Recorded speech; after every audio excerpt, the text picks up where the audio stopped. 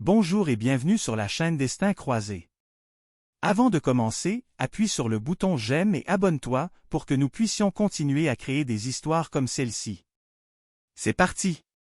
Dans le quartier populaire de la Croix-Rousse à Lyon, l'école secondaire Camille Claudel était une institution modeste mais réputée pour sa discipline rigoureuse. Chaque matin, les élèves franchissaient les grilles en fer forgé, saluaient les surveillants postés devant les escaliers en pierre et passaient devant M. Lambert, le concierge de l'établissement depuis bientôt 12 ans. Homme discret, d'un certain âge, moustache grisonnante et regard bienveillant, M. Lambert faisait tout, réparer les poignées, dégager les feuilles mortes dans la cour, signaler les fuites d'eau et même réconforter les enfants oubliés à la sortie. Mais ce qu'il aimait par-dessus tout, c'était sa fille, Élodie, 13 ans, scolarisée en 4e dans cette même école. Élodie était une élève sérieuse, timide, souvent plongée dans ses livres. Elle n'attirait pas l'attention, ni par son style vestimentaire au modeste et toujours un peu démodé, ni par ses manières épolies mais effacées. Elle appartenait à cette catégorie d'élèves qu'on appelle souvent sans histoire. Mais ce matin-là, tout a basculé. Il pleuvait sur Lyon. Une pluie fine et persistante qui s'infiltrait dans les cols de manteau et rendait les pavés glissants. Élodie, en retard à cause d'un bus supprimé sur la ligne C13, courait à travers la cour mouillée. Ses baskets faisaient floc-floc, ses cheveux collaient à ses joues, et son cahier de mathématiques était froissé sous son bras. Elle poussa timidement la porte de la salle 204, la classe de Madame Berthier, professeure de mathématiques, connue pour sa rigueur et son autorité inflexible. Madame Berthier, la cinquantaine, coupe courte impeccable, tailleur noir et lunettes strictes, interrompit immédiatement son cours. « Mademoiselle Lambert. Vous avez 10 minutes de retard. Et vous entrez comme une souillon, trempée, sale et désorganisée. » Un silence tendu s'installa. Élodie, rouge de honte, baissa les yeux. Elle bredouilla un mot d'excuse que personne n'entendit vraiment. Mais Madame Berthier, au lieu de passer l'éponge comme l'auraient fait beaucoup d'enseignants, s'approcha d'un pas sec, lui arracha son cahier des mains et le jeta dans la corbeille à papier. Quand on est la fille du concierge, on apprend au moins à être ponctuel. Allez donc aider votre père à passer la serpillière. Vous êtes inutile ici. La classe retint son souffle. Même les élèves les plus indifférents froncèrent les sourcils. Certains rirent nerveusement. D'autres, comme Léa ou Malik, échangèrent un regard de gêne. Personne ne savait quoi faire. Élodie, elle, figea. Puis, sans dire un mot, elle tourna les talons, ouvrit la porte et quitta la salle. Elle descendit les escaliers, passa devant la vie scolaire et entra dans le local technique où son père réparait une chaise cassée. En la voyant, le visage de M. Lambert se décomposa. Il posa ses outils, se leva, la serra dans ses bras. Elle éclata en sanglots, son corps tremblant dans les bras rassurants de son père. Il n'eut besoin de rien demander. Il comprit. Ce soir-là, alors qu'il refermait l'école et vérifiait pour la dernière fois que tout était en ordre, il sortit un vieux téléphone, rangé dans une boîte en fer au fond de son casier. Il appela un numéro qu'il n'avait pas composé depuis des années. Sur l'écran, Vincent G. Vincent, c'est moi. J'aurais jamais pensé te demander ça. Mais j'ai besoin de toi. Pour elle? Une voix grave, assurée, répondit simplement. J'arrive demain matin. Le lendemain, l'école Camille Claudel ne ressemblait plus du tout à ce qu'elle était la veille. Dès 8 heures, 4 véhicules noirs se garèrent en épi devant les grilles. Des hommes en costume sombre, oreillettes en place, descendirent silencieusement, observant chaque angle du bâtiment. Une journaliste locale, alertée par un parent d'élève, fut refoulée gentiment mais fermement. Les élèves furent fouillés à l'entrée. Les professeurs, interdits, durent présenter leur badge. La direction, elle, ne savait plus quoi faire. Madame Berthier, en arrivant, fronça les sourcils, elle n'avait reçu aucun message du rectorat, aucune note officielle. Elle essaya de passer entre les agents, mais un homme lui barra le chemin. Merci de patienter dans le bureau de la direction. Un représentant va vous recevoir. La tension monta d'un cran. Dans la cour, les élèves chuchotaient, filmaient, postaient sur Snapchat. Un mot circulait sur toutes les lèvres, Élodie. Personne ne savait encore que derrière cette opération se cachait Vincent Girard, entrepreneur à succès, ancien officier des forces spéciales et surtout, parrain de la petite Élodie Lambert. La matinée s'était installée dans une ambiance de panique contenue. Les élèves, d'ordinaire bruyants et distraits, restaient silencieux dans les couloirs. Certains chuchotaient, d'autres lançaient des regards curieux vers les fenêtres du bureau de la direction, où plusieurs silhouettes en costume sombre s'agitaient. Le personnel administratif était débordé, standard téléphonique saturé, mais d'alerte, parents en colère demandant ce qui se passait. Le portail de l'école secondaire Camille Claudel, habituellement entrouvert, était désormais gardé par 2 agents privés imposants. La proviseure, Madame Arnaud, ne savait plus où donner de la tête. Dans son bureau, elle essayait d'obtenir des explications auprès de l'homme qui se tenait devant elle, impassible, vêtu d'un costume gris anthracite impeccable. Il s'appelait M. Fèvre et il parlait peu. Il avait simplement annoncé « Nous attendons M. Girard. Il arrivera d'ici une demi-heure. Il vous parlera directement. » Elle tenta de protester, de rappeler l'autonomie des établissements, le respect de la hiérarchie rectorale, mais le regard froid de M. Fèvre suffit à la faire taire. Elle n'avait plus le contrôle.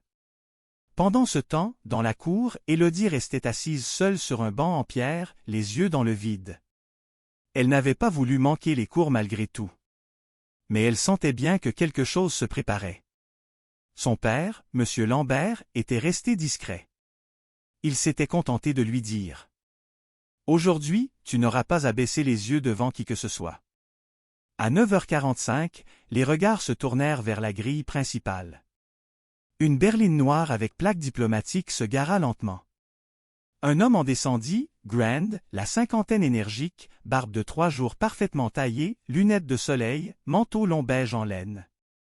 C'était Vincent Girard, chef d'entreprise influx, figure respectée dans le monde des affaires, mais aussi ancien militaire décoré pour bravoure. Tout le monde le connaissait au moins de nom. Il avait investi dans des programmes éducatifs dans toute la région Auvergne-Rhône-Alpes. Mais ce que peu savaient, c'est qu'il avait aussi un lien personnel très fort avec M. Lambert. Ils s'étaient rencontrés pendant leur service militaire à Pau et étaient devenus inséparables. Lambert, à l'époque, était l'homme le plus droit et loyal que Vincent ait jamais connu. Lorsque la femme de Lambert était tombée malade, il avait tout quitté pour s'occuper d'elle. Vincent, lui, était parti dans les affaires. Depuis, il lui devait beaucoup. Et maintenant, il venait honorer cette dette. Vincent ne perdit pas de temps. Il traversa la cour, ignora les regards, entra dans le bureau de la proviseure. Sans attendre qu'elle prenne la parole, il déclara d'un ton ferme. « Je suis ici pour parler de ce qu'a subi une élève de votre établissement. Une élève brillante, respectueuse, que vous avez laissé se faire humilier publiquement. Par une enseignante que vous continuez de protéger. » Madame Arnaud tenta de justifier le comportement de Madame Berthier, parla de malentendu, de stress professionnel. Mais Vincent, calme et implacable, sortit une clé USB de sa poche. Il la tendit à l'un des agents, qui l'inséra dans l'ordinateur de la proviseure. Sur l'écran, une vidéo tournée par un élève montrait toute la scène de la veille, les insultes, le cahier jeté, le ton glacial. C'était sans appel. Vincent laissa le silence peser quelques secondes. Puis, il dit simplement « Si vous ne présentez pas d'excuses publiques aujourd'hui, je retire tous mes financements de l'établissement et j'en fais une affaire nationale. » Sous pression, la proviseure accepta. Une réunion exceptionnelle fut convoquée dans le gymnase. Tous les élèves, les enseignants et le personnel furent priés de s'y rendre immédiatement. À 11h précises, Vincent monta sur l'estrade, accompagné d'Élodie et de son père. Il s'adressa à l'assemblée avec des mots simples, mais puissants. Cet élève ici présent a été humilié pour ce qu'est son père. Un homme qui entretient cette école mieux que bien des gestionnaires. Un homme que je connais personnellement depuis plus de 30 ans. Un homme dont l'honneur vaut plus que tous les titres universitaires. Il est temps que cela cesse. Il est temps de redonner à l'école sa vraie mission, celle d'élever, pas d'abaisser. Élodie, figée de stress, sentit la main de son père serrer la sienne. Les larmes lui montèrent aux yeux. Puis Madame Berthier fut appelée sur scène. Face à toute l'école, elle fut invitée à s'excuser. Elle tenta d'abord une justification maladroite, mais les regards réprobateurs dans la salle l'obligèrent à s'incliner. Elle murmura : « Je suis désolée, Élodie. Je n'aurais jamais dû dire cela. » Mais il était trop tard pour de simples excuses. La direction de l'Académie de Lyon annonça officiellement sa suspension pour comportement contraire à l'éthique éducative. Vincent conclut avec ces mots : « Les enfants de France doivent savoir que leur valeur ne dépend pas de la profession de leurs parents. Et que chaque adulte ici présent a la responsabilité de leur montrer le respect avant de prétendre leur apprendre quoi que ce soit. » À la sortie du gymnase, une ovation explosa. Pour Élodie. Pour Monsieur Lambert. Pour la justice retrouvée. Mais alors que Vincent s'apprêtait à repartir, son téléphone sonna. Une voix paniquée, venue de Paris, lui parla d'une rumeur qui circulait. Une lettre anonyme. Des accusations. Une tentative de discrédit. Quelqu'un ne voulait pas que cette affaire devienne un exemple. Quelqu'un voulait la faire taire. Et cette fois, le combat allait être plus complexe que prévu. À peine le discours de Vincent Girard terminé que les réseaux sociaux se sont enflammés.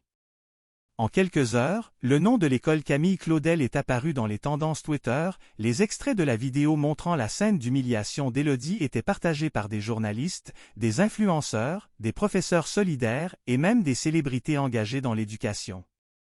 Le mot-clic #Justice pour Élodie a atteint les 2 millions de mentions en une nuit. Des émissions comme C'est à vous, Quotidien, et 20h30 le dimanche ont relayé les faits. Des spécialistes de la pédagogie ont été invités pour commenter la situation. Des anciens élèves de Madame Berthier ont partagé sur Facebook leurs témoignages accablants, décrivant une femme rigide, cassante et méprisante envers les élèves issus de milieux populaires. Mais le cœur du public battait surtout pour Élodie. Elle n'avait rien demandé. Elle voulait seulement apprendre tranquillement dans une école où son père faisait partie des murs. Et c'est justement cette pureté, cette innocence, qui toucha des millions de Français. La fondation de Vincent Girard reçut plus de 40 000 messages de soutien en 2 jours. Parmi eux, des propositions de bénévolat, des dons pour améliorer les équipements scolaires de la région, et même des lettres manuscrites d'enfants exprimant leur solidarité à Élodie. « Moi aussi mon papa est agent d'entretien. T'es trop forte.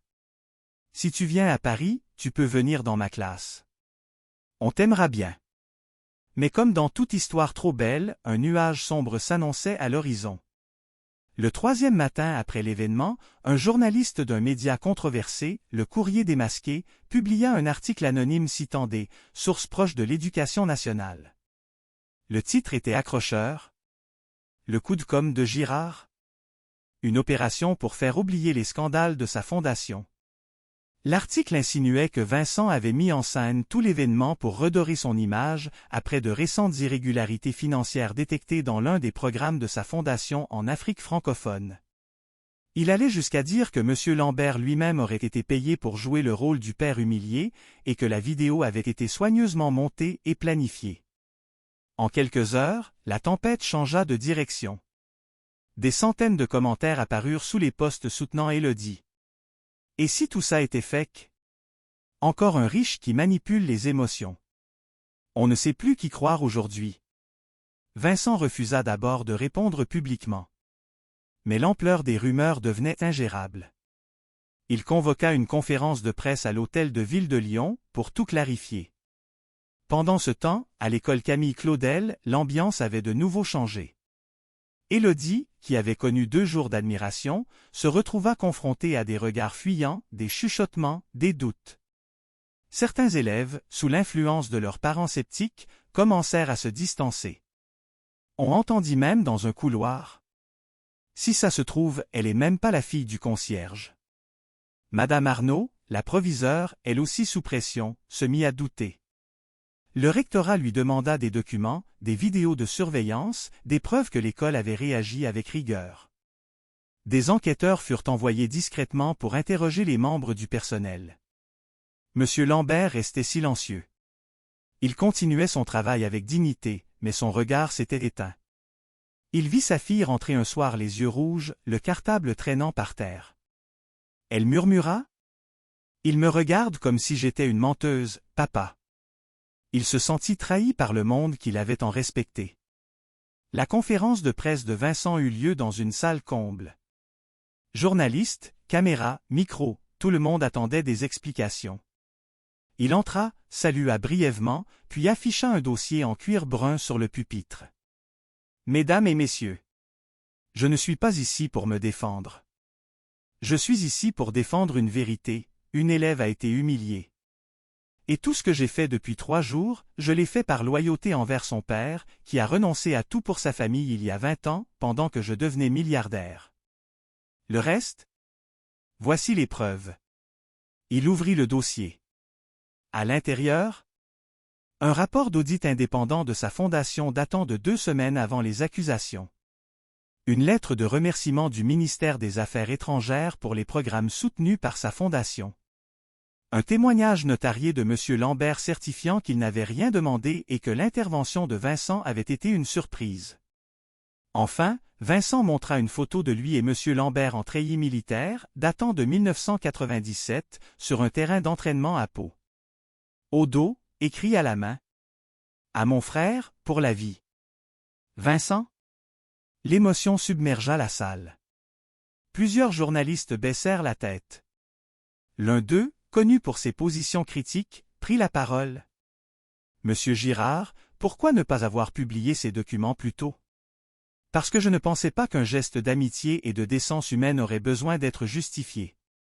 Mais nous vivons à une époque où la sincérité devient suspecte. Alors voilà. Maintenant, croyez ce que vous voulez. » Ce soir-là, le vent tourna à nouveau. Les chaînes d'infos changèrent de ton. Les commentaires haineux disparurent peu à peu, remplacés par des excuses publiques de plusieurs figures médiatiques. Mais le mal était fait. Élodie, blessée par le doute, refusa de retourner à l'école. Son père, inquiet, annonça à la direction qu'elle continuerait ses cours à distance avec la fondation. Il récupéra ses affaires, fit le tour de l'école en silence, puis s'arrêta devant la salle 204. Il fixa la porte. Soupira. Et partit. Ce qu'il ignorait, c'est que le lendemain matin, un nouvel incident bien plus grave allait secouer l'école. Vendredi matin. Le ciel était d'un gris cendreux au-dessus de Lyon. La pluie avait cessé, mais un vent sec balayait les feuilles mortes dans la cour du collège Camille Claudel. À l'intérieur, le silence était inhabituel. L'école, encore secouée par les polémiques des jours précédents, tournait au ralenti. Les élèves, fatigués du chaos médiatique, suivaient les cours sans enthousiasme. Le nom d'Élodie n'était plus prononcé, mais il flottait comme une ombre dans les couloirs. M. Lambert, lui, faisait sa tournée habituelle. Le regard las, mais le pas décidé, il vérifiait les extincteurs, les trappes d'évacuation, les chaudières dans le sous-sol comme chaque semaine. Un vieux réflexe de prévention. Un sentiment diffus que quelque chose n'allait pas. À 10h12, la sonnerie de fin de cours venait à peine de retentir que l'alarme incendie s'est déclenchée. Au début, les élèves pensaient à un exercice. Certains traînaient, plaisantaient, d'autres obéissaient sans y croire. Mais très vite, une fumée noire épaisse envahit le couloir du bâtiment technologique. Puis une explosion sourde retentit dans la zone des cuisines. Les cris fusèrent. Les professeurs, paniqués, perdirent le contrôle. Les surveillants ne savaient plus par où diriger les enfants. Le chaos s'empara de l'école. La proviseure, Madame Arnaud, hurlait dans son talkie-walkie. Le feu est réel. Bâtiment D. On évacue. On évacue. Mais un problème majeur surgit, le système électrique de verrouillage automatique s'était désactivé dans l'LE, bloquant l'accès à 2 salles où se trouvaient les élèves de 6e. Personne ne parvenait à ouvrir les portes de sécurité. Les clés étaient introuvables. Le système de désenfumage ne répondait plus. Et c'est à cet instant que M. Lambert a pris les choses en main. Il courut vers la réserve des services techniques, saisit le double de toutes les clés, une hache de sécurité, un extincteur, puis disparut dans la fumée. Il connaissait chaque recoin de cette école. Chaque trappe, chaque sortie de secours oubliée par les architectes. Il enfonça la première porte bloquée à coups de hache.